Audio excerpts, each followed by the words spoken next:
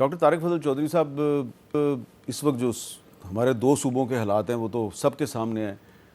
बलूचिस्तान में बेचैनी है। अख्तर मैंगल साहब जो हैं पिछले 7 दिन से मस्तूंग में लगपास के पास धरना दे के बैठे हैं। खैबर पख्तूनख्वा की सूरत हाल आपके सामने है।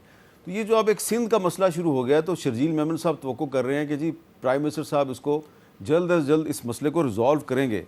तो आप नहीं समझते कि ये एक गैर ज़रूरी तौर पे एक तीसरा सूबा जो है उसमें भी बेचैनी जो है वो अगर बढ़ गई तो कितना नुकसान होगा हमें? नहीं, इंशाल्लाह इस इशू पे मैं नहीं समझता कि किसी तरह का कोई अनरेस्ट जो है वो पैदा होगा। उसकी वजह ये है कि हमारी जो आप ये कहें कि पीपल्स पार्टी के साथ जो मामलात हैं, इससे पहले भी कई ऐसी चीज़ें हुई हैं। ज़ाहिर है वो एक अलग सियासी जमात है, उनका अपना एक अलग मंशूर है।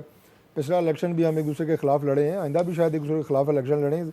हमारा इस वक्त जो गवर्नमेंट का अलाइंस है ये कोई इंतखाबी अलाइंस तो है नहीं, तो लिहाजा मुख्तलिफ़ पोजीशंस के ऊपर उनका अपना एक अलग इंडिपेंडेंट स्टैंस होता है जो कि होना चाहिए एक इंडिपेंडेंट पॉलिटिकल पार्टी की हैसियत से।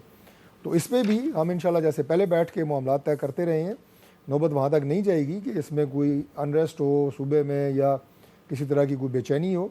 और बाकी बड़ा अच्छा, बड़े पॉजिटिव अंदाज से मैं समझता हूँ कि शर्जील मेमन साहब ने जो बात की है, हमारे भाई ने पाकिस्तान की बात की है और यही सोच होनी चाहिए। अगर इस सोच के साथ आप तमाम मामलात को लेंगे तो आप यकीन करें कि जो दो सूबों का आपने जिक्र किया वहाँ पे भी कोई अनरेस्ट नहीं होगा। और अभी भी चीज़ों को जो बढ़ा चढ़ा के बयान किया जा रहा है, और चलें बलूचिस्तान के इशू की बात कर लेते हैं।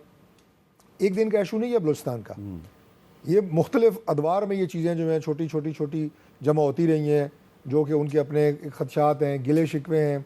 आज उसके ऊपर स्टैंस ये होना चाहिए, मैं तमाम जमातों की बात कर रहा हूँ, कि हम इस इशू को सॉल्व करने के लिए हम इकट्ठे हैं, और जो गवर्नमेंट की ज़िम्मेदारी ज़्यादा होती है, जो एक्शन गवर्नमेंट ने लेना है वो हमारे ज़िम्मे है। लेकिन ये कि वहाँ पे जो उनके जायज़ मुतालबात हैं सार आंखों पे, लेकिन अगर कोई नाजायज़ मुतालबा है